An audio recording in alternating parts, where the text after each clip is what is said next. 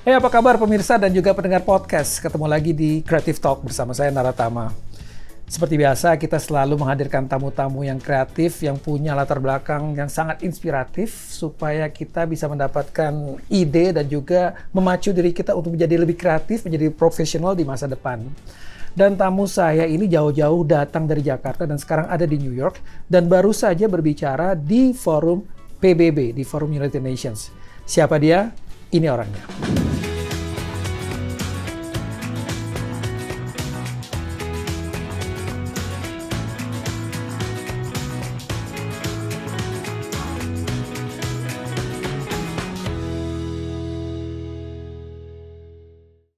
Ya, itu dia tamu kita, seorang tokoh pendidikan Indonesia yang juga seorang entrepreneur dan juga seorang ahli kehumasan yang sangat profesional di bidangnya. Mbak Prita Kemalgani. Apa kabar, Mbak? Kabar baik, terima kasih undangannya. Sama-sama. Sempat muter-muter tadi ya? Kita dari 42nd ke sini lumayan. Tadi naik Uber apa naik Uber? Naik Uber. Mau naik Uber macet. Kalau naik subway kan lebih. Padahal tinggalnya di Hyatt Grand Central, tinggal turun ke bawah kan. Tapi ini kemarin baru habis bicara di PBB ya? Iya, di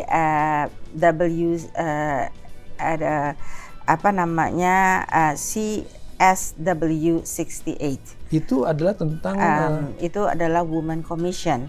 Jadi ini tentang women empowerment, dan kebetulan topik yang saya bawakan adalah tentang education. Jadi quality education itu bisa ya kita percaya bahwa dengan pendidikan yang berkualitas, pendidikan yang bagus, itu bisa mengentaskan kemiskinan ya.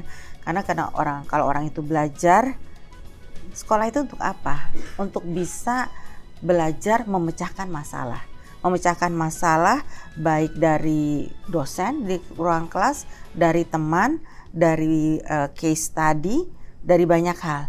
Sehingga kalau orang bisa memecahkan masalah, bisa belajar, insya Allah dia bisa naik kelas. Tapi kadang-kadang orang masih belajar itu hanya untuk kepentingan ijazah. Banyak orang gitu, sekolah gimana caranya supaya dapat ijazah. Tapi padahal justru esensi dari sekolahnya, pendidikan itu yang penting, Bu ya? Iya, makanya sekolah-sekolah itu yang bagus harus ada practical knowledge-nya gitu ya. Jadi ada begitu selesai itu ada keterampilan, ada skill yang dimiliki. Karena kalau nggak bisa. Apalagi kalau misalnya seperti di LSPR, itu kita sekolah komunikasi. Jadi skillnya itu intangible sebenarnya. Beda ya, kalau engineer dia langsung bisa bikin rumah, bisa bikin bangunan. Ada strukturnya. Ada strukturnya. Nah kalau ini intangible, tetapi tetap bisa dimiliki, menempel gitu ya. Jadi dia tahu kapan harus bicara, dia bisa assess situation. Itu yang paling penting sebenarnya. Paling penting sebenarnya. Dan juga buat pemirsa dan pendengar podcast, Mbak Prita ini adalah founder dari London Schools of Public Relations (LSPR) yang sekarang kalau nggak salah mahasiswanya udah berapa, Mbak? Sekarang 7.000-an ya. 7.000 di seluruh Indonesia. 700. Di berapa kota sekarang? Ada di Jakarta, Bekasi, dan Bali. Dan kedatangan ke New York ini adalah untuk berbicara bagaimana pendidikan bisa mengentaskan kemiskinan dengan melalui, dan ini diaplikasikan dari sekolah yang dibangun oleh Mbak Prita ya? LSPR ya. Karena case study-nya banyak gitu ya. Jadi contohnya ini cuma satu contoh. Jadi ada seorang penyanyi yang terkenal namanya Joanita. Dia dari Papua. Nah, dia itu dari kota kecil di Papua. Nah, dia itu memang punya cita-cita pengen jadi penyanyi, tapi punya karir internasional. Nah, pasti harus pergi dong ke luar negeri, harus sekolah di luar negeri, harus ini. Tapi kan kemungkinan juga culture, terus kemudian biaya dan kesempatan. Akhirnya sempatlah Joan kuliah di LSPR. Kebetulan di LSPR ada jurusan Performing Art. Oh, ada jurusan Performing Art. Ada jurusan Performing Art, dan kita juga punya dosen yang juga multicultural, jadi ada yang orang asing juga, ada orang Indonesia, dan semuanya, dan lengkap dari mulai performing, dari ada guildnya ya, ada vocal guild, ada dance guild ya, ada acting guild, sehingga lengkap. Dan dia jadi pemenang Indonesian Idol, dan dia sekarang bisa berkarir internasional. Nah, jadi hal-hal yang seperti ini bisa menjawab mimpi-mimpi dan keinginan dari anak-anak atau generasi muda di Indonesia. Betul. Ada masalah saya pikir ya. Saya beberapa kali diundang kalau ke Jakarta tuh saya suka diundang bicara di beberapa kampus. Dan itu ada kemarin terakhir tuh saya pulang ke Indonesia itu ada sekitar 11 kampus yang saya datangi. Waduh. Dan kampus-kampus itu rata-rata jurusannya komunikasi. Gitu. Ada komunikasi. Tapi ketika saya di sana ternyata yang diajarkan itu adalah justru malah banyak praktikal. Jadi komunikasi tapi dia belajarnya semua mahasiswa belajar untuk menjadi jurnalis. Padahal tidak begitu, pekerjaan jurnalis juga tidak begitu banyak sekarang gitu. Artinya banyak spesifik yang lebih banyak gitu. Sementara yang dibutuhkan adalah seorang kameramen, seorang penulis skenario gitu atau performing arts tadi gitu ya. Itu bagaimana menyikapi itu? Kalau begitu banyak orang mau belajar TV, belajar media, belajar komunikasi, udah belajar komunikasi aja deh gitu. Tapi ternyata begitu masuk komunikasi belajar terlalu general. Ketika dia lulus dia juga hanya seorang sarjana komunikasi. Menurut Mbak Prita gimana tuh? Harusnya tuh memang lebih spesifik kalau di LSPR, dan memang kampus-kampus itu harus bekerja sama dengan industri ya, terutama industri leader seperti di LSPR. Kalau tadi Mas Tama bilang bagaimana kalau untuk keluar bisa jadi kameramen. Nah, jangankan untuk jadi kameramen, kalau mereka nggak tahu cara kamera ini bekerja, repot juga kan. Nah, jadi seperti LSPR kita kerjasama dengan Panasonic. Jadi kita punya studio yang canggih, namanya Panasonic Studio. Di dalam sekolah? Di dalam kampus, ya. Nah, jadi dan mereka itu sebenarnya juga mencari kampus si industri ini. Mungkin selain Panasonic juga ada lagi. Nah, waktu itu ada Asian Games di Indonesia. Nah, hampir seluruh jurnalis di seluruh dunia datang ke Indonesia. Tidak semuanya datang dengan peralatan. Jadi hanya datang jurnalisnya, tapi tidak bawa kamera. Nggak bawa kamera, ada mungkin 1-2, tapi mereka butuh banyak. Ya, jadi sama pemerintah Indonesia disiapkan kamera-kamera itu peralatannya. Nah, itu banyak dari brand-brand industri televisi ataupun production house lainnya. Nah, yang menyuplai alat-alat tersebut. Tapi setelah jurnalis ini kembali, bagaimana alatnya? Nah, itu alatnya itu banyak bisa disumbangkan ke kampus-kampus. Kemudian yang kedua, memang harus lebih spesifik. Jurnalis sekarang memang kalau writing skill, speaking skill, presentation skill itu memang udah general. Yang penting tuh sekarang critical thinking. Critical thinking ya. Ya. Nah, kalau kita di Indonesia, dari dulu kita memang sudah terbentuk dari SD, SMP, SMA. Kalau kita melihat hamburger itu, yang hanya kita lihat yang wijennya aja. Lalu kita ditanya, kenapa ada wijennya? Pertama, supaya savory, asin, enak, gurih. Kedua, wijennya kan biji-bijian, jadi bagus itu fiber kita makan. Ketiga, ini untuk estetiknya. Jadi kalau cuman plain gitu kan nggak menarik. Supaya gitu jadi ya. menarik, jadi dilihat itu bagus gitu ya. Nah, itu 3 hal. Tapi kalau misalnya di dunia luar, terutama Western thinking, justru yang kita pikirkan selain wijen tadi, kenapa area lain yang tidak diberikan wijen tadi itu? Mengapa? Apakah karena takut terlalu banyak itu, atau karena untuk estetika, atau untuk memberikan rasa lain? Nah, itu yang kadang-kadang tidak komplitnya dalam pengajaran itu seperti tadi.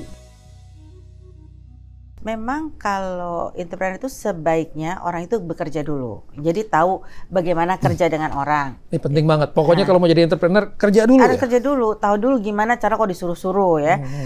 Dan gimana tahu jadi bawahan.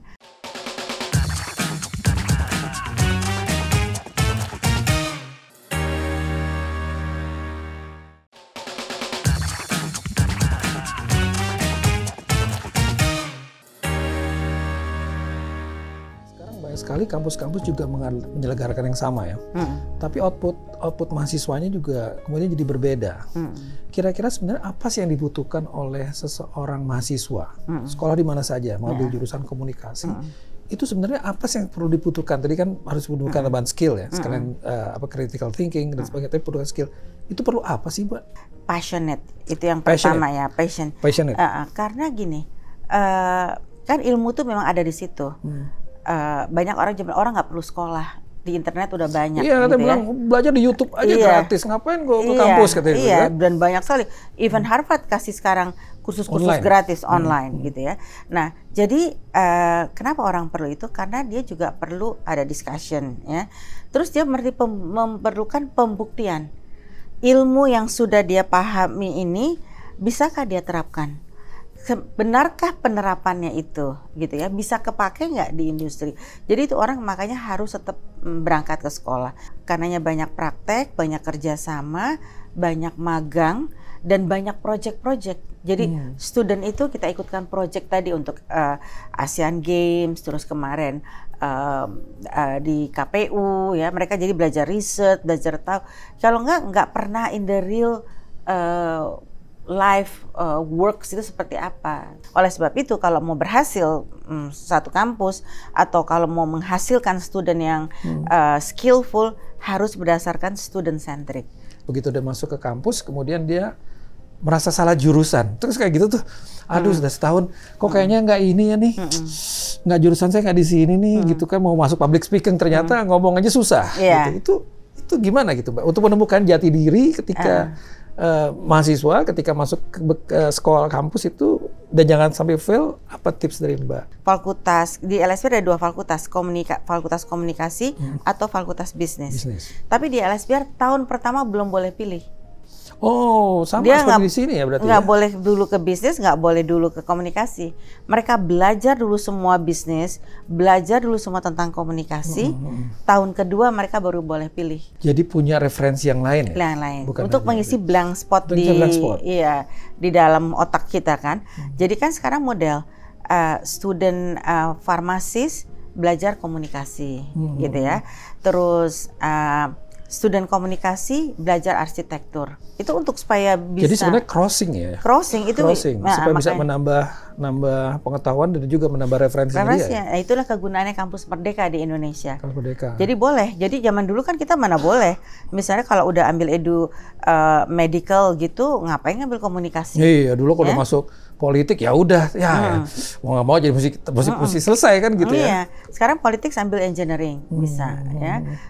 Jadi banyak cross subject seperti itu untuk membuat pengetahuan mahasiswa itu menjadi kaya. Misalnya contohnya ya, kalau student komunikasi dia ambil film study.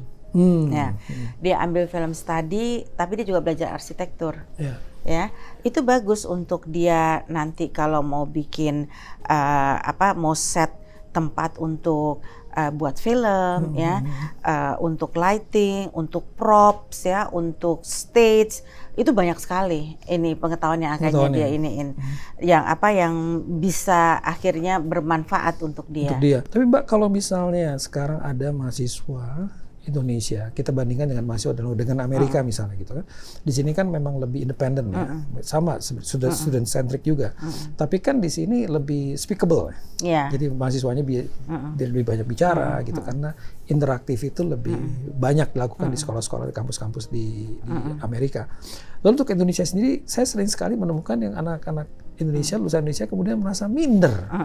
Wah, nih gitu, nggak berani gitu. Itu gimana sih Mbak membangkitkan anak-anak Indonesia itu bahwa kita juga harus percaya diri dan bisa bersaing dengan lulusan dari luar? Gitu. Iya, jadi di LSPR itu diajarkan juga bukan selain hanya untuk speak up, not easy to defeat it, gitu ya. Gitu ya. Kadang-kadang kan ada orang yang sengaja untuk defeated us gitu ya, dengan berbagai cara gitu ya, tapi dengan positive thinking, dengan banyak knowledge ya, dan untuk tidak mudah.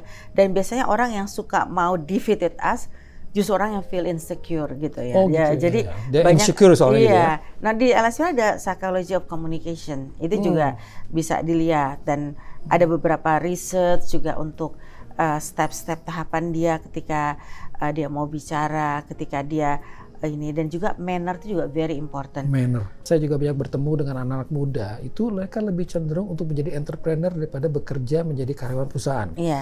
Padahal kan tidak semua orang punya bakat menjadi entrepreneur. Mungkin ada mahasiswa yang sebenarnya bakatnya birokrat. Kita menghadapi sekarang kok semuanya pengen cepat kaya dan semuanya pengen jadi entrepreneur. Iya, memang kalau entrepreneur itu sebaiknya orang itu bekerja dulu. Jadi tahu bagaimana kerja dengan orang. Ini penting banget. Pokoknya kalau mau jadi entrepreneur kerja dulu. Harus kerja dulu, tahu dulu gimana cara kok disuruh-suruh ya, dan gimana tahu jadi bawahan. bagaimana tahu operational of a company itu seperti apa gitu ya.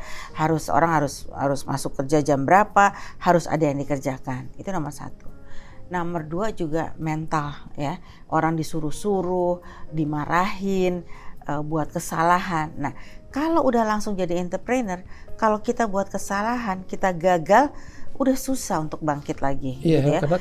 karena belum punya pengalaman. Kalau kita nggak punya experience tuh susah gitu ya.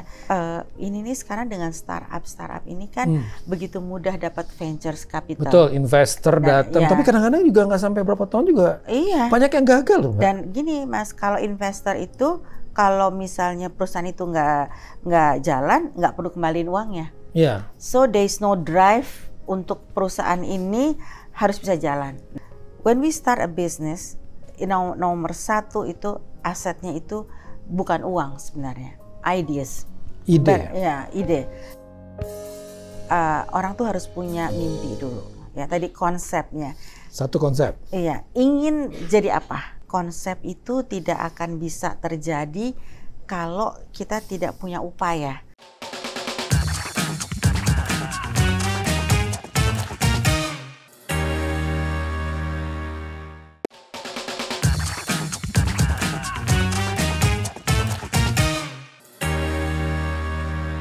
Semua harus dimulai dari bawah dan semua harus bekerja keras dulu, kemudian mental tadi ya, gitu ya, dan disiplin. Dan kita juga bisa menentukan, kadang-kadang bagaimana sih menentukan bahwa saya tuh memang bakat saya di entrepreneur, tapi sebenarnya saya tuh juga atau professionals.